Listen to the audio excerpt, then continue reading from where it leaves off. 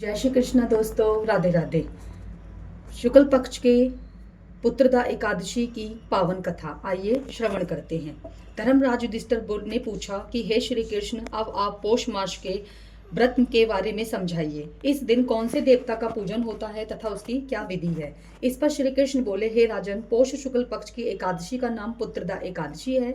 इसका पूजन विधि से करना चाहिए। इस व्रत में नारायण भगवान की पूजा करनी चाहिए। इसके पुण्य से मनुष्य तपस्वी, विद्वान और लक्ष्मीवान होता है। उसकी मैं एक कथा कहता हूँ, ध्यान से सुनिए। ब्रदावती नगरी में सुकेतु नाम का राजा राज्य करता था। वह निपुत्र था। उसकी स्त्री का नाम शेव्या था। वह सदैव निपुति होने के कारण चिंतित रहती थी। इस पुत्रहीन राजा के पितृ रो रोकर पिंड लेते थे और सोचा करते थे कि इसके बाद हमें कौन पिंड देगा। इधर राजा को भी राज्य वैभव से भी संतोष नहीं होता था। इसका एकमात्र कारण पुत्रहीन होना ही था। वह विचार करता था कि मेरे मरने पर मुझे कौन पिंड देगा। बिना पुत्र के पितरों और देवताओं के उत्तराषण नहीं हो सकते। जिस घर में पुत्र न हो वह सदैव अंधेरा ही रहता है। इसीलिए मुझे पुत्र की उत्पत्ति के लिए प्रयत्न करना चाहिए। पूर्व जन्म के कर्मों से ही इस जन्म से में पुत्र, धन आदि मिलते हैं। इस तरह राजा रात दिन इसी चिंता में लगा रहता था। एक दिन राजा ने अपना शरीर त्याग देने की सोची, परंतु विचार करने लगा कि आत्महत्या करना तो महापाप है। राजा इस तरह मन में विचार कर एक दिन छिपकर वन में चल दिया। राजा घोड़े पर सवार होकर वन में पक्षियों और वृक्षों को देखने लगा। हाथी अपने बच्चों और हथनियों के बीच में घूम रहे थे। राजा सोच विचार करने लगा कि राजा प्यास के कारण अत्यंत बेचैन होने लगा और पानी की तलाश में आगे बढ़ा। कुछ ही आगे जाने पर उसे एक सरोवर मिला। उस सरोवर के चारों तरफ मुनियों के आश्रम बने थे। उस समय राजा के दाहिने अंग फड़कने लगे।